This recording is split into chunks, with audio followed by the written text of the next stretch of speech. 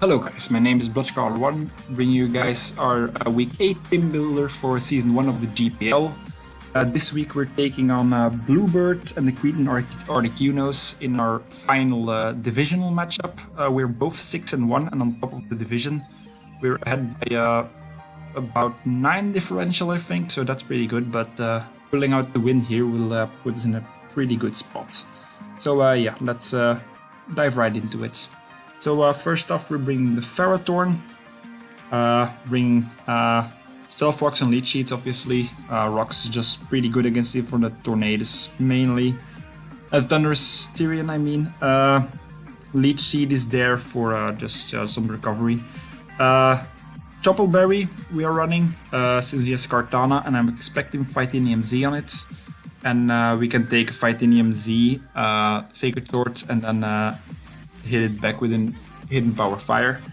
And then we have Bulldoze, which is a bit weird, but it's for his Probopass, because he'll probably try and bring the Probopass to trap my Ferrothorn and kill me with HP Fires, so Bulldoze will hit it super effectively, and I can lift 2 HP Fires from a modest max special attack. Probopass with my investments, and I can 2-hit KO it with Bulldoze after 2 turns of Leech Sheet, I think. Just 200 defense EVs, 252 HP, and then 56 SPDF. There for the Probopass mainly. So yeah, pretty basic Ferrothorn there. Next up, Zygarde, holding a Lumberry, bringing Outrage for the first time this season. That's mainly where the Lumberry is for, because he has 2 Dragon Resists, being Kartana and Probopass. And they don't really like taking Outrage, and if they want to take an Outrage, they can't take 1,000 arrows. So yeah, and then Substitute and Dragon Dance to set up. Max attack, HP investment for Nidoqueen, and then the rest in HP basically. So yeah, pretty straightforward there. Next up, Assault Vest Meloetta, with Psyshock, Focus Blast, Dazzling Gleam, Shadow Ball. This set is specifically for the Thunderous Tyrion form. We can take 2+2 T-Bolts from it. With our Solstice max HP, 112 in special attack and 144 speed EVs. Yeah, pretty straightforward. Don't exactly know again what the speed was for, but probably has some reason. I'm doing this right after I got home, so it's pretty hectic right now, but can't record it at another time, unfortunately. So yeah, that's the Meloetta specifically for the Tunny. Then Tornadus, incarnate form with the Prankster ability, Psychic, Focus Blast, U-turn Hurricane, Z-Hurricane just to hit something really hard. Maybe Kartana if we're lucky. U-turn for Momentum, Focus Blast to hit the Probopass to hit the Kartana. And Psychic for Nidoqueen specifically, enough speed to outspeed Jolly Kartana, max special attack and the rest in HP, so really straightforward. Don't need HP Fire, because either Hurricane or Focus Blast will KO the Kartana anyways without investment. So yeah, pretty good there. Next up, Tapu Fini, max Fizz Def, max HP, Bold Nature, Defog, Moonblast, Serve and Calm Mind. I mean, besides Kartana and Tundi, he doesn't have great answers for this. With the couple of Calm Minds up, the Nidoqueen can take a hit and hit me back with a Sludge Wave, but after a Calm Mind it doesn't do too much. So yeah, just mainly here for to get the defog up and be a defensive pivot. For some of the threats like Crustle maybe. But yeah, for the most part, pretty straightforward set. And then last but not least, our Mega Heracross, running Pin Missile, Earthquake, Close Combat and Vacuum Wave. Max attack with a Brave Nature, so we're lowering our speed, but we don't really need the speed. 136 HP EVs and then 120 special attack EVs, and that's specifically for Vacuum Wave to 2-hit KO non-invests Kartana. Because I need something to revenge it if it gets going, if it gets a couple of beast boosts. So yeah, need to be able to kill that thing, because that thing is a threat. So yeah, that's pretty much the team. Nothing too crazy besides maybe the Vacuum Wave on the Heracross. But yeah, Let's hope this team does well against him. I have a pretty good feeling about this team. Felt pretty good after building it. So yeah, we'll see if we can pull it out. Take first place maybe in the league even, I think, if we get lucky. Because in the other conference, Adam is playing James, and that's there. James is 6-1 and Adam is 5-2. So if Adam wins that one, they're both 6-2 and we can go 7-1. So yeah, that's yeah. Let's see what we did in the match. I'll see you guys in a minute. Alrighty, guys. So we're here in the match against BluBird. So we're both 6-1, meaning that if we win, we take first place in our conference and our division for now. So yeah, pretty big matchup. So I can hope people can pull this out.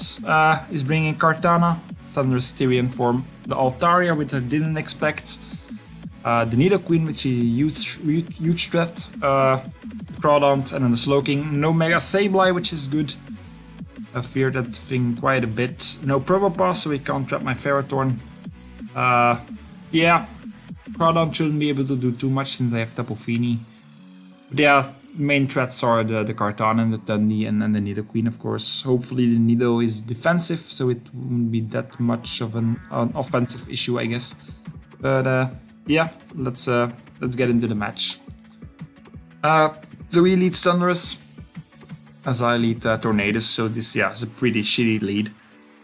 So I expect him to either go for an electric move here or a U-turn. So my immediate switch in is the Ferrothorn, as he does proceed to U-turn. So we take 9% for that, and he takes 12% from our Iron Barbs, which is, yeah, decent chip. And then he goes straight into the Kartana. So this is basically the matchup I was hoping for. I hope he's not invested in his Kartana.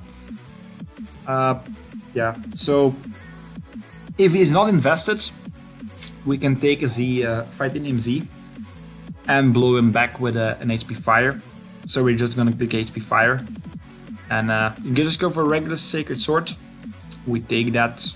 That's about 20%, I think. He takes Iron Barbs. We click HP Fire, and he dies. So yeah, that's a huge threat out of the way. Kind of funny was that he actually brought the wrong Kartana, because he was actually he was going to bring a Kartana that lifts HP Fire for sure, even after the Iron Barb damage. I saw the calc and it did like 77% max, and he had Synthesis on it as well, so it could have been a huge threat, but they actually brought the wrong Kartana without any HP EVs on it. So yeah, pretty lucky for us there, I guess. Getting it out of the way, even though it was the wrong set, I guess. So yeah, pretty lucky for us there. If it was actually the right set, he might have blown us back with a Fighting Z after this, which might have killed. Not too sure, but yeah, pretty lucky there. So he goes, yeah, needed to explain it real quick, since he actually expected me to have Choppel, as I expected him to have Titanium Z. So good prep on his part. Unfortunately for him, it didn't bring the right Kartana. So I mean, I'm not too mad about it, to be honest, because yeah, that thing is a threat. So yeah, good to get it out of the way. So yeah, he goes into the Slowking. I expect the Fire Blast here, so I immediately switch into the Fini. Yeah, he goes for the Fire Blast. Does like, yeah, absolutely nothing.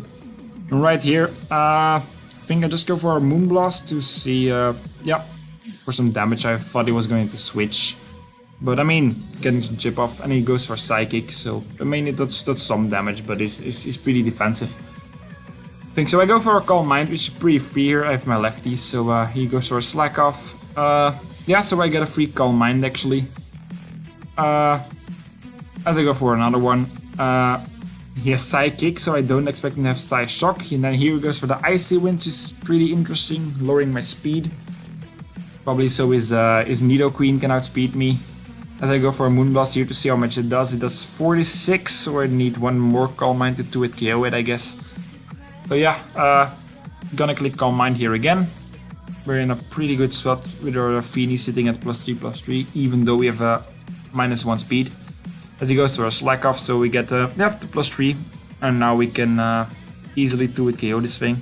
As he does switch into the Nidoqueen, we get a Moonblast off with just, yeah, considerable damage, even though it's resisted. And yeah, I mean, we can take a Sludge Wave if he is physical, good plays on his part. Don't think we live the Poison Jab from offensive Life Orb Sheer Force Nidoqueen. But as you're gonna see, he especially clicked the Sludge Wave with just, yeah, 37.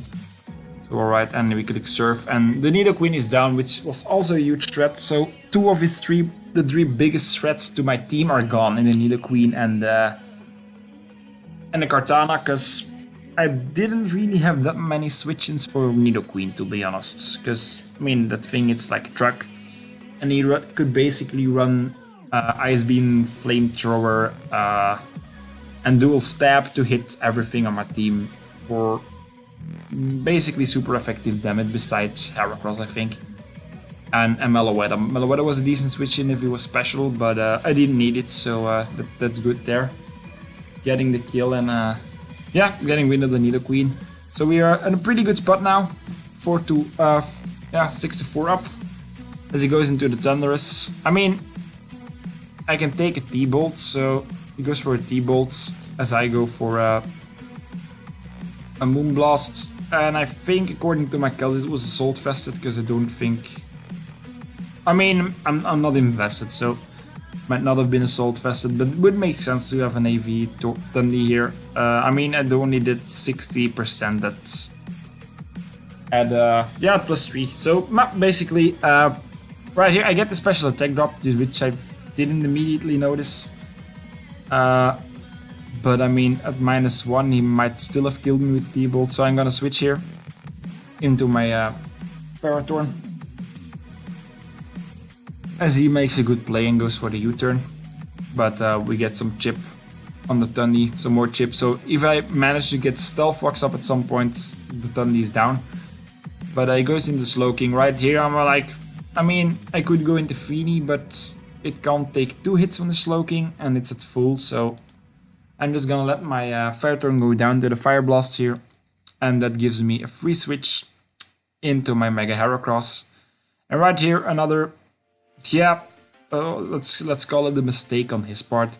You're gonna see it. I'm gonna kick Pin Missile here, and he's Tanga Berry. And what this does is, I mean, it reduces the power of Bug type moves hitting it, but since it's Pin Missile and this hits 5 times, it only is gonna reduce the first hit. So the next 4 are gonna hit for full damage. And since Slowking is more SPDF bulky than physically bulky, I'm just gonna blow it back.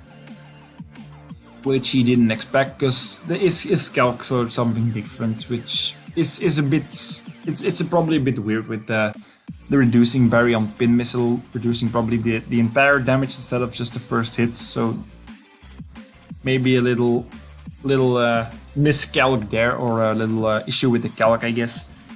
But yeah, I mean, I would have expected it. I didn't notice 100%, but I was pretty sure it only reduced the first hit. That would make sense to me. So yeah, we take out the Slowking, which was, I mean, it's not the biggest threat, but it was annoying because it's bulky. Now the Tundi comes in. Pretty sure he's got either HP Ice or HP Flying. He does like to run HP Flying on this, so I'm just gonna preserve my Heracross here. Can still use it for the Crawdaunt or the Altaria, even though I don't have rock coverage. I'm just gonna switch into my Meloetta here. Still don't know if this was HP Flying or HP Ice, didn't calc it, but I can take his hits pretty well. So right here, I'm just gonna click Dazzling Gleam. It kills the Thundurus, and both the switch-ins are weak to Fairy, so I basically goes for the U-turn, do some decent damage because I'm Assault Vested, and yeah, Meloetta's physical defense is trash, to be honest. So yeah, he goes into the Crawdaunt, and I just click Dazzling Gleam, and it just drops. So we're up 5-2 now, the Thundurus being the biggest threat. He goes into the Thundurus, goes for a Thunderbolt, and that only does 21% since we're Assault Vest. So yeah, he didn't expect it, I guess, that we're Assault Vest didn't calculate with the hidden power. So yeah, Meloetta gets a second kill here. And yeah, that only leaves the Altaria. I click Dazzling Gleam here to see what kind of damage you do. It's pretty bulky Altaria. Probably Spadef. So yeah, I gets a crit Earthquake, which didn't really matter. He's lefties as well. Just gonna get some chip on him here, get as low as possible so I can switch in my Zygarde for free and just click Outrage. But yeah, so the game is pretty much in the bag. Would have liked to have Rock Blast on my Heracross here to be certain, but I mean, Tornadus blew it back, and Zygarde did as well, so not too big of an issue. I'm just gonna stay in here with Meloetta. Could have gone into Zygarde on a Roost, but wanted the chip on it. So he's gonna be at 59% before lefties as he takes out our Meloetta, which put in great work this week. So he's at 65%, and we're just gonna go into our Zygarde and click Outrage. And yeah, that wins us the game. So we take down BluBird with a 4-0. Very good match to him. Unfortunate for him that he brought the wrong Kartana and didn't calc the pin missile on Slowking properly, I guess. Don't know for sure it was a showdown calc, not calculating properly, or if he miscalculated himself. Not sure, but I mean, good game to him. Glad I got this one out of the way. Glad I pulled this one out. So we're 7-1 now. He drops to 6-2. So yeah, we were in first place with a good differential. I think we're at 19. And since James did lose to Adam, we're in first place so far across the league. But I mean, we could just lose next week because we have a very difficult opposition ahead of us. So yeah, let's see how we do. Getting pretty close to playoffs. 4 weeks to go, but 7-1 is certainly not bad for our first draft league. So yeah, see you guys later. Bye.